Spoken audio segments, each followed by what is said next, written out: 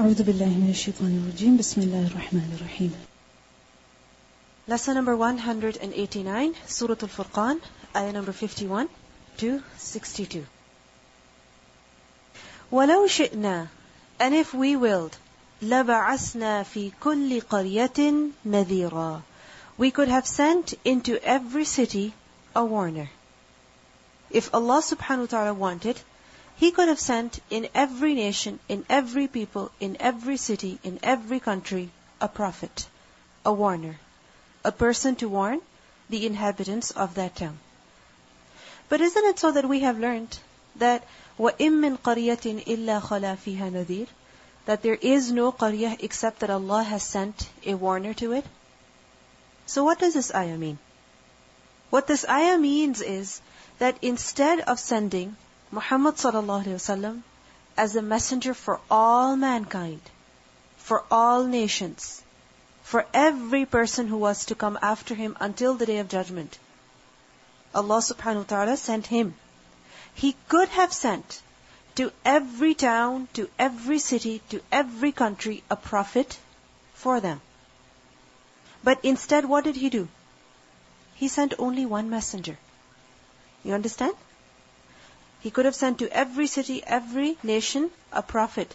However, He sent Muhammad sallallahu alaihi wasallam as the final and last messenger for who? For all people, as we learned at the beginning of the surah, that تَبَارَكَ الَّذِي نَزَّلَ الْفُرْقَانَ عَلَىٰ عَبْدِهِ لِيَكُونَ لِلْعَالَمِينَ نَذِيرًا. So that the Prophet sallallahu alaihi wasallam is a warner for who? Alameen. But Allah could have sent a messenger to every city as well, but He did not.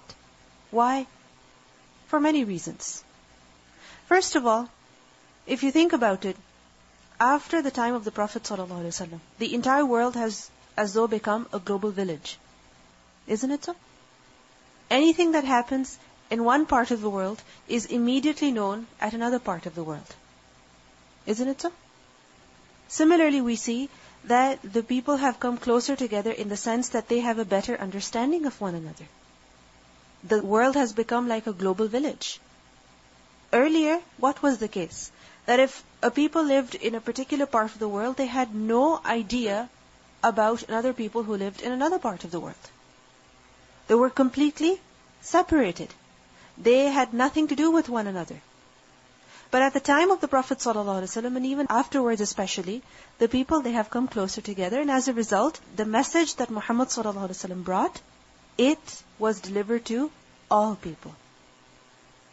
We learned in Surah Al-A'raf, ayah 158, that قُلْ يَا أَيُّهَا النَّاسِ إِنِّي رَسُولُ اللَّهِ إِلَيْكُمْ جَمِيعًا. That say, O mankind, O people, I am a messenger of Allah to you all together. Meaning, I am a messenger sent to all of you.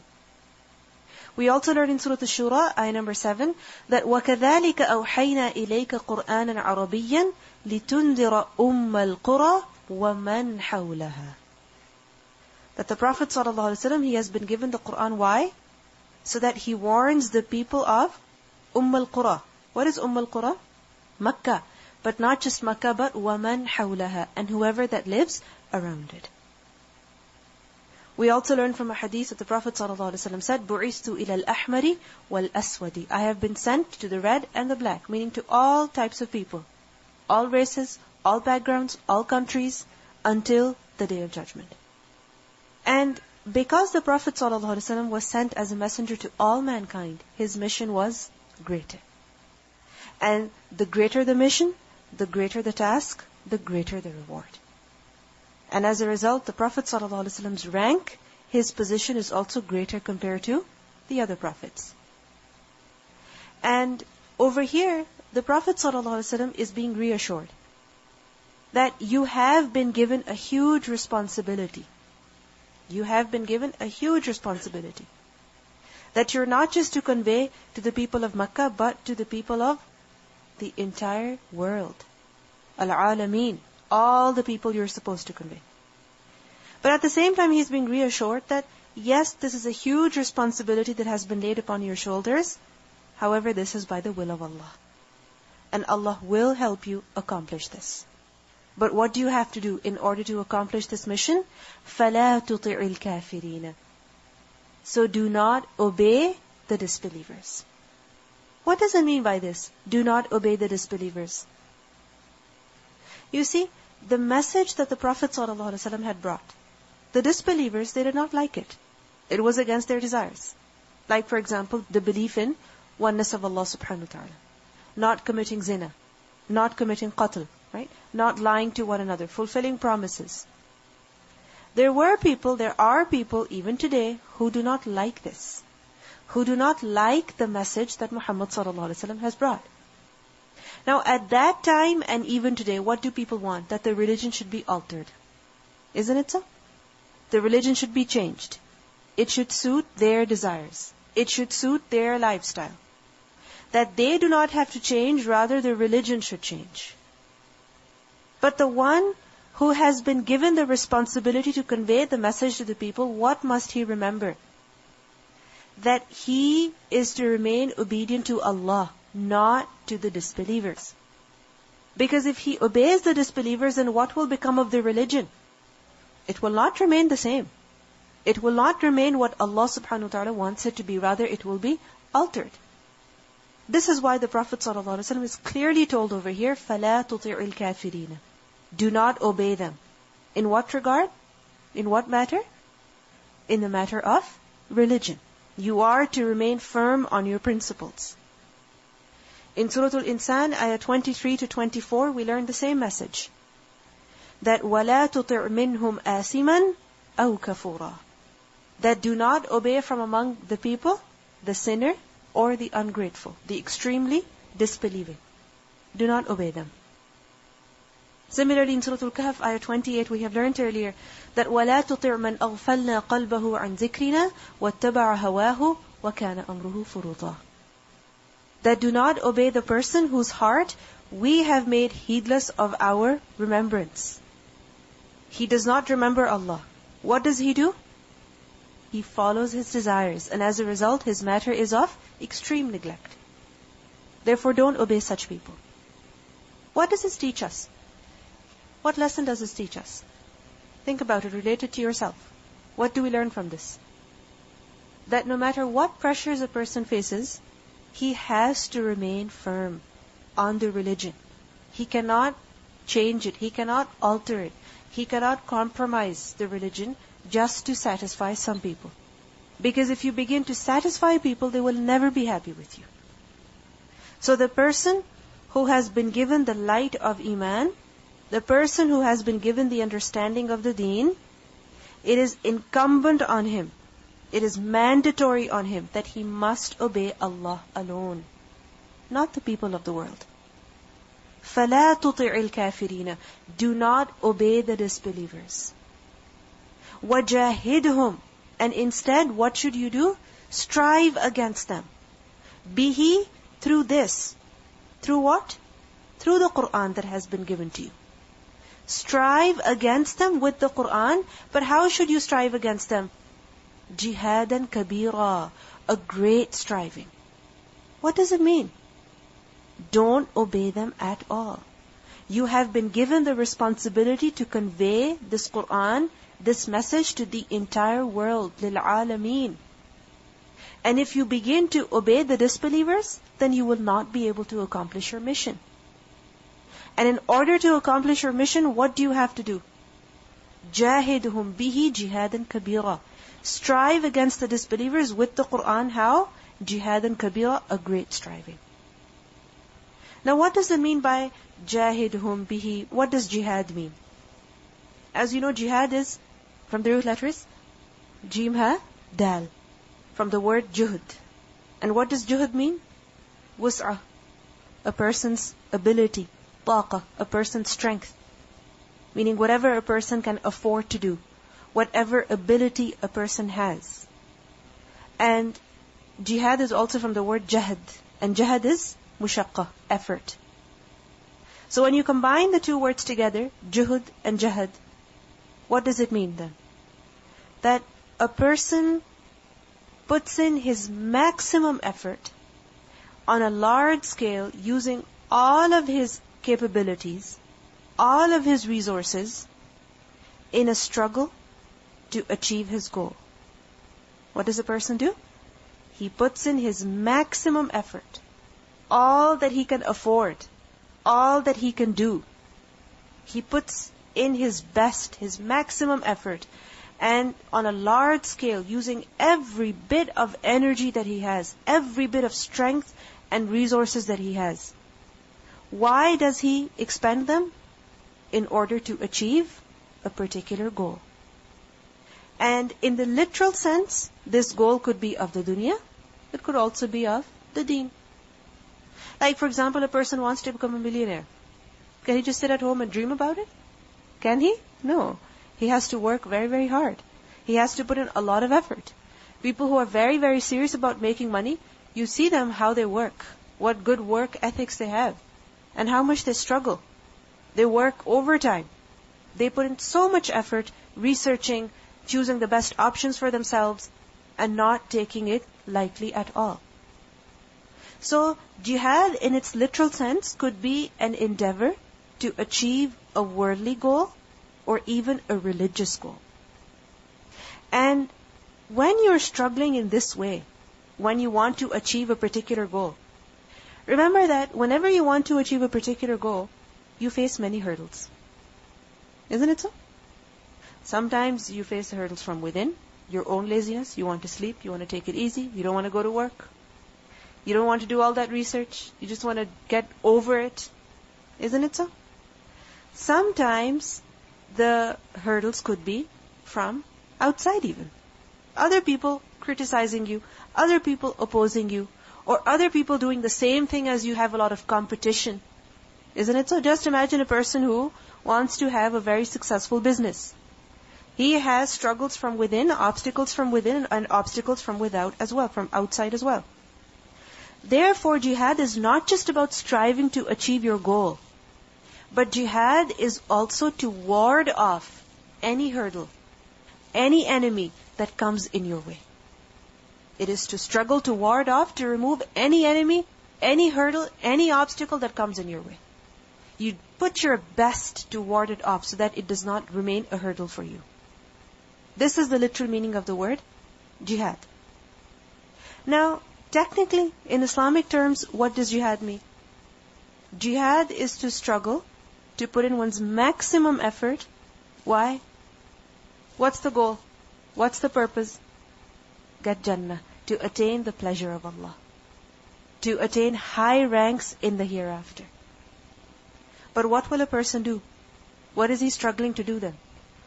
In the tangible sense, like realistically, what is a person doing? He wants to achieve Jannah. Now he's putting in his maximum effort, but what is he putting his effort in?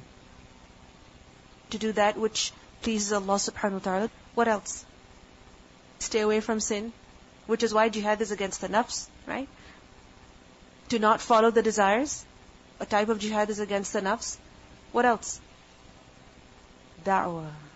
To spread the word of Allah. To raise the kalima of Allah. To exalt the kalima of Allah. To spread it everywhere.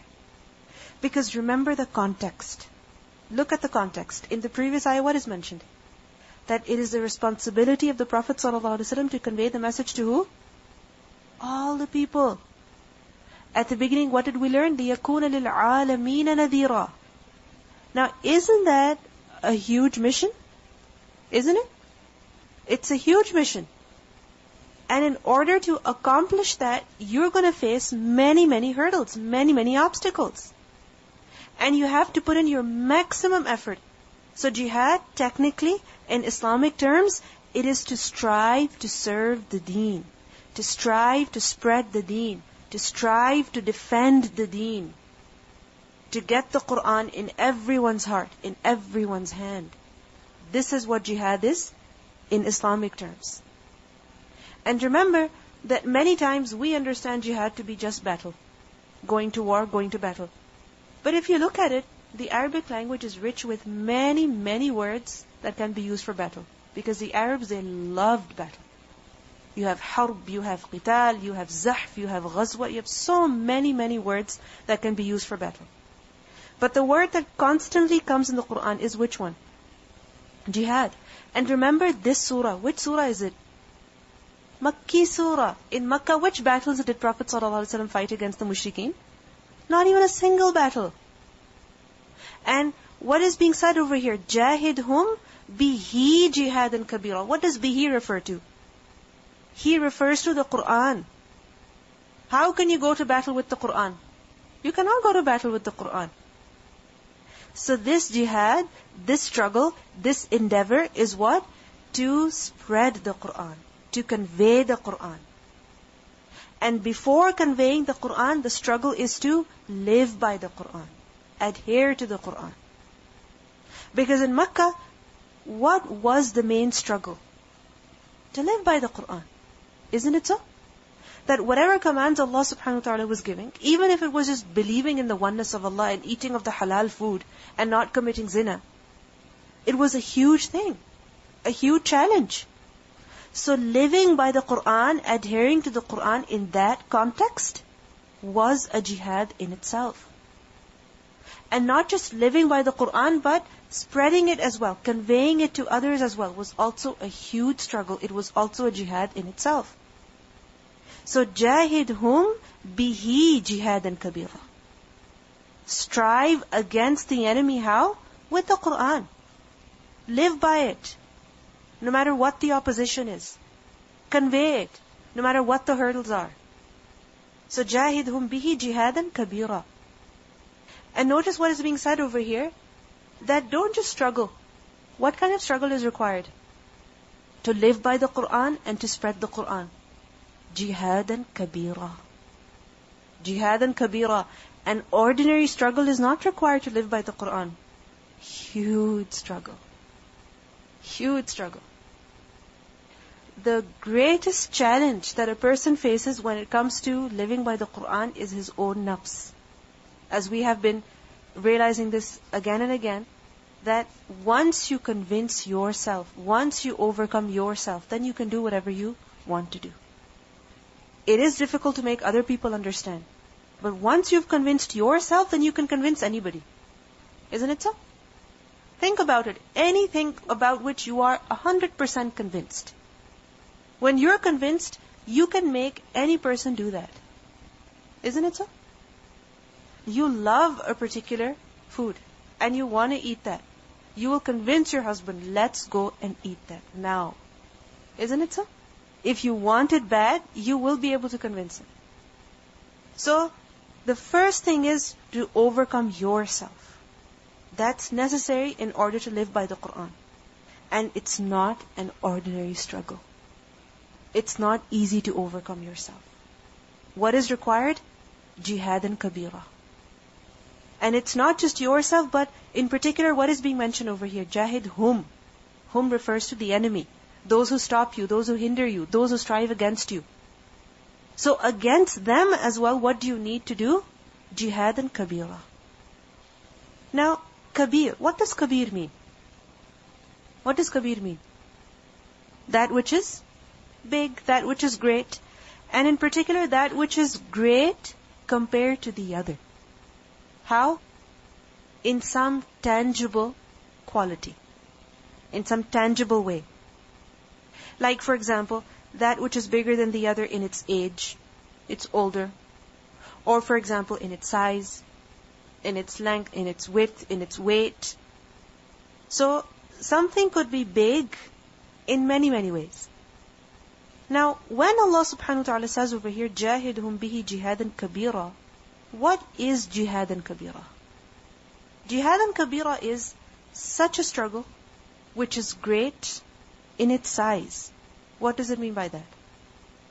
That you're not just struggling to convey the Qur'an only to your family, only to your neighbors, only to the people of your town, only to the people who speak your language, but your goal, your mission, your vision should be to convey the Qur'an to who?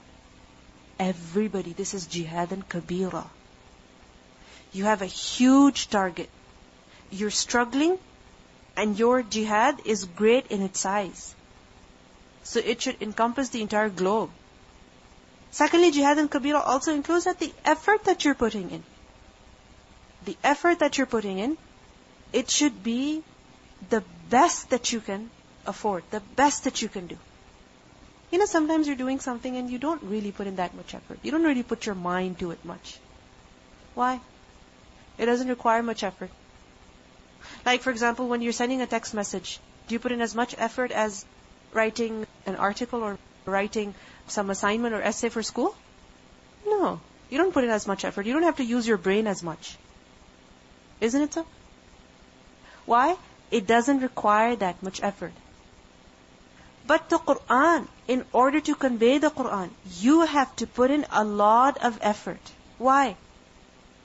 Because the more effort you put in, the more effective your work is going to be.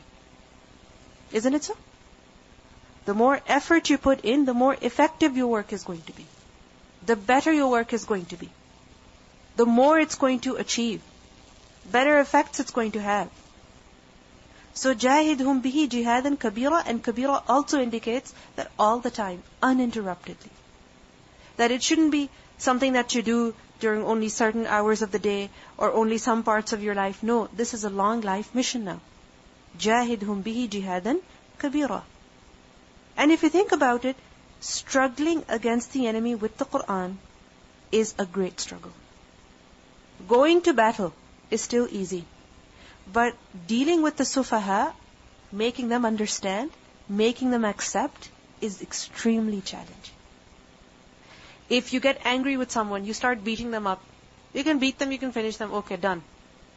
But when you are discussing something with someone, and you want them to understand, and you want them to accept and believe, how much effort you have to put in. Isn't it so?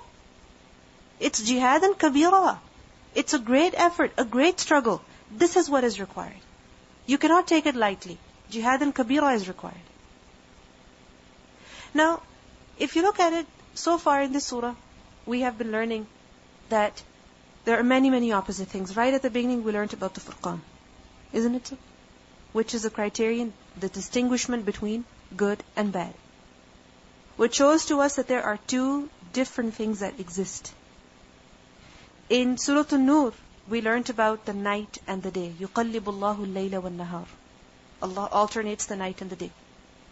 Constantly we have been seeing this contrast between light and darkness. Isn't it so? Night and day. Good and evil. And there is a conflict between the two. Each is trying to overcome the other. The night tries to overcome the day, eventually it does. The day overcomes the night, eventually it does. Isn't it so? Constantly there is this conflict, and constantly one is overcoming the other. What does this show to us? That if you convey this message to others, if you convey the Qur'an to others, only then you'll be able to do something.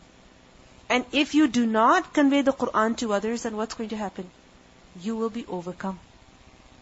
You understand? You will be overcome.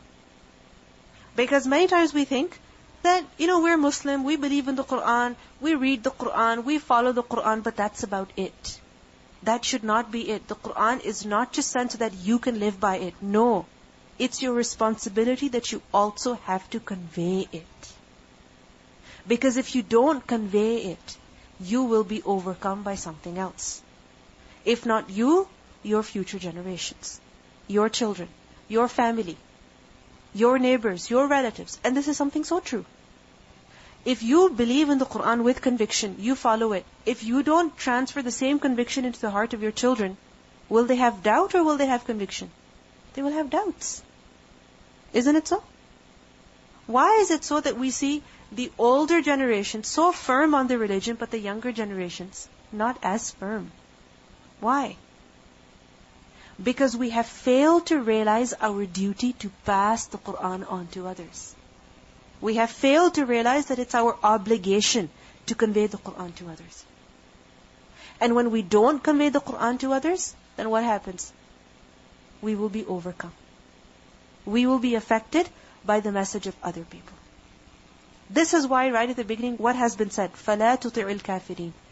Do not obey the disbelievers. And in order to do that, you have to know what Allah is telling you.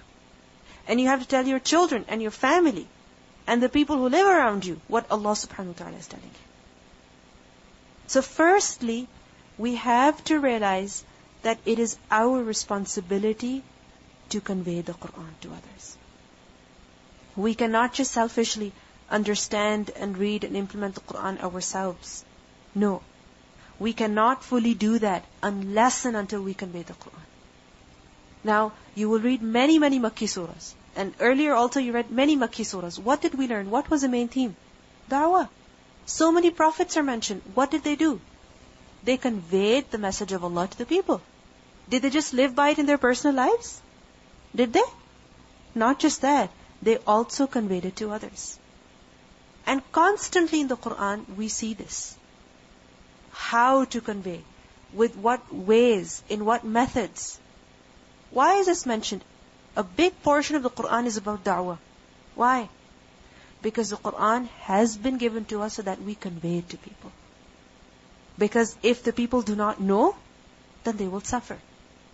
There are great consequences in the hereafter. So, we must realize that it's our obligation to convey the Qur'an. We learn in Surah Al-An'am, ayah number 19, that قُلْ أَيُّ شَيْءٍ أَكْبَرُ شَهَادَةً قُلِ اللَّهُ شَهِيدٌ بَيْنِي وَبَيْنَكُمْ وَأُوحِيَ إِلَيَّ هَذَا الْقُرْآنِ لِأُنذِرَكُمْ بِهِ وَمَنْ بَلَغَ. That this Qur'an has been revealed to me. Why? So that I warn you through the Qur'an and also whomever it reaches. It was the responsibility of the Prophet ﷺ to convey the Qur'an to the people. Now, he was given this responsibility. And he did whatever he could. Which is why we see that during his time, the entire Arabian Peninsula, they became Muslim. Isn't it so? After the Fath Makkah, what happened?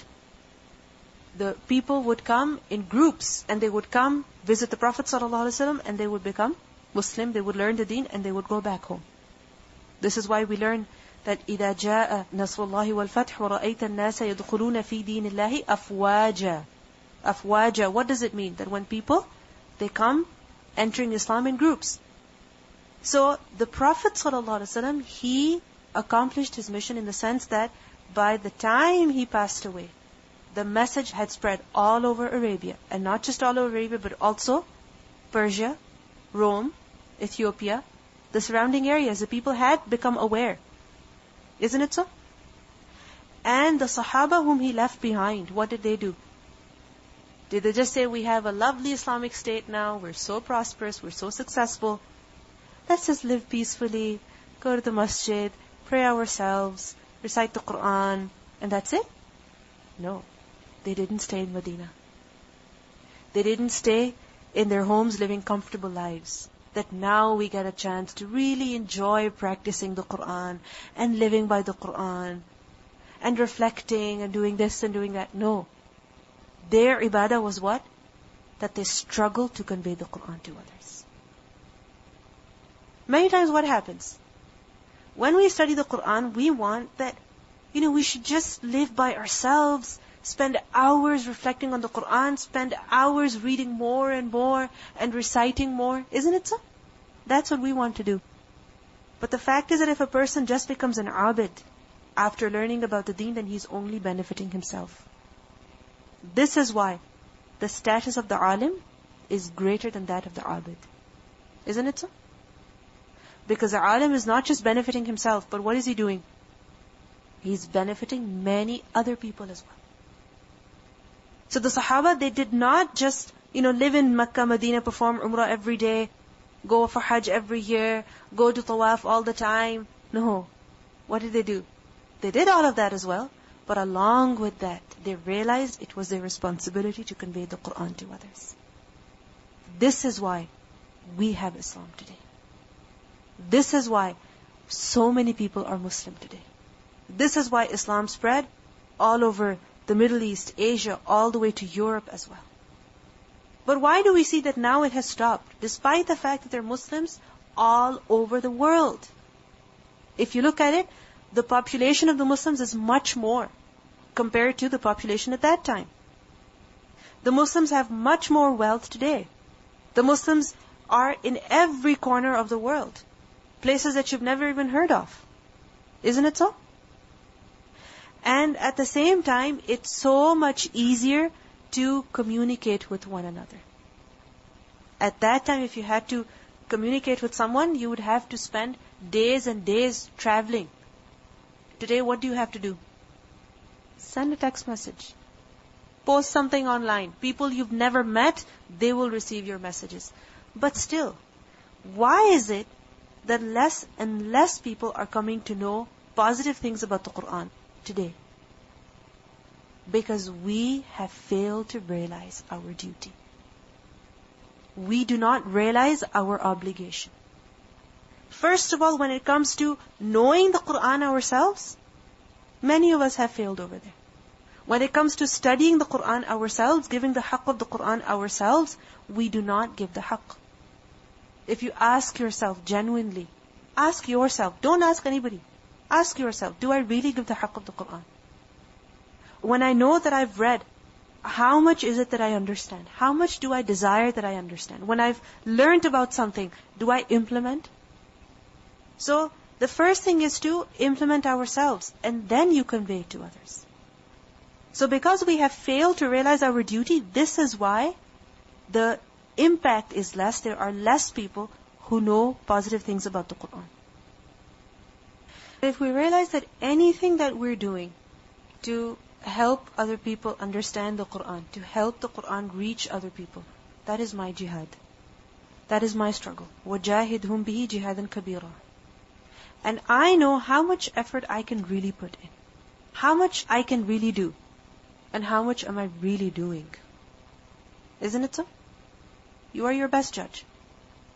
So think about it. Any work that you're doing, because sometimes we think that when it comes to spreading the Quran to other people, it's about giving lectures, it's about teaching, it's about going out in the field and speaking to strangers and telling them about the Quran, doing da'wah. Yes, that is included. But it could involve little things even. It could involve things such as making sure we're doing our assignments properly, because that's the first step. Making sure that we're attending all of the classes, that's the first step. And then, if we're helping other people study the Quran, marking their test papers, marking their assignments, making their results, all of this is a struggle. All of this is jihad. What kind of jihad is required? Jihadan kabira. If you think about it, many people in this world put in so much effort to accomplish many things. Isn't it so? People are struggling to have a very successful business. People are struggling to run a very successful school, to go to a particular college, to get a certain degree. Isn't it so? What kind of efforts do people put in? It's jihadan kabira. Isn't it? They will go hungry. They will spend so much money. They will spend so many hours. They will not take breaks. But unfortunately, when it comes to working for the deen or studying the deen, we think that we're doing a favor to others. This is why we have a right to take a break. We have a right to take it easy. We have a right to not do what we're supposed to do. We have a right to walk away whenever we want to. We have a right to threaten other people. We don't want to do this anymore. This is not jihad and kabira. We have to realize this duty. It's my duty. It's my obligation.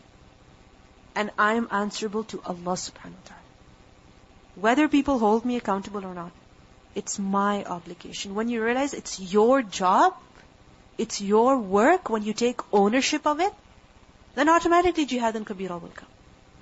Automatically it will come. But the first thing is realization. Realization. Now, we see over here that at the beginning of the surah, what did we learn? تبارك الذي نزل الفرقان على عبده ليكون للعالمين نذيرا. And this is a fundamental lesson of the surah, that the messenger has been sent, the book has been sent to warn the people. And this book is what? The Furqan. This Furqan tells you what leads you to Jannah, what leads you to Nar. What will make you successful, what will make you unsuccessful. This Furqan is what gives a person a purpose in life. It's this Furqan. And this is why this Furqan is not just for me and you. This Furqan is for every single person. It's the right of every human being, any individual who comes to this dunya, that they must get to know what Allah subhanahu wa ta'ala has told them. It's their right. We talk a lot about people having rights to education, health benefits, so on and so forth. This is the first and foremost right that every single human being has. Because this is a serious matter. People come to this dunya for a test. Allah has sent them, and they're going to the akhirah, where they'll be held accountable. So what is it that will guide them? What is right, what is wrong, what they're supposed to do, what they're not supposed to do? It's the Furqan. So it's the right of every single person that they must come to know what Allah subhanahu wa ta'ala has said. And this is why the Qur'an must be spread in every era. It is a responsibility of the believers of every time, of every era, of every nation, of every city, of every place to spread the Qur'an. Think about it. If we truly believe that this Qur'an is the answer, this Qur'an is the guide, then how can we not want it for other people? How is it possible? There are many people who, for example, they make something for themselves, and when they realize how beneficial it is, what do they start doing? They start sharing it with the world. They will start making videos.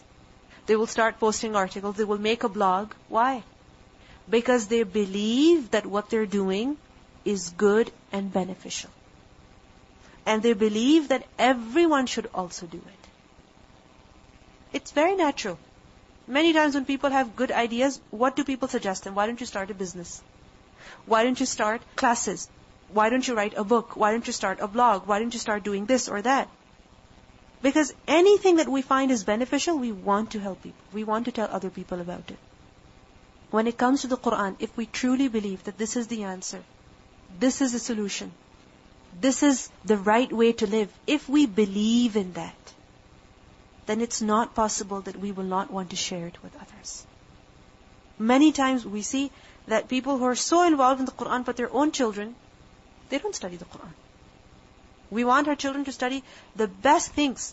We will never encourage them study the Qur'an as well. Isn't it so? Many times I have seen people who give so much importance to the Qur'an, but at the same time their own children, they don't encourage them to study the Qur'an. Why? If you really give importance to Qur'an, you will want your children, your own child, your own daughter, your own son, to learn it first before anything else. So we must realize that it's our obligation, and if we truly believe that Qur'an is the solution, then we will want it for every single person. One thing that is mentioned over here in this ayah is that jahidhum bihi jihadan kabira. Jihadan kabira is required.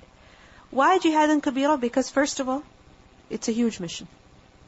It's not just your duty to live by the Qur'an, but also to tell other people about the Qur'an. And other people do not just include your own family members, but the entire world.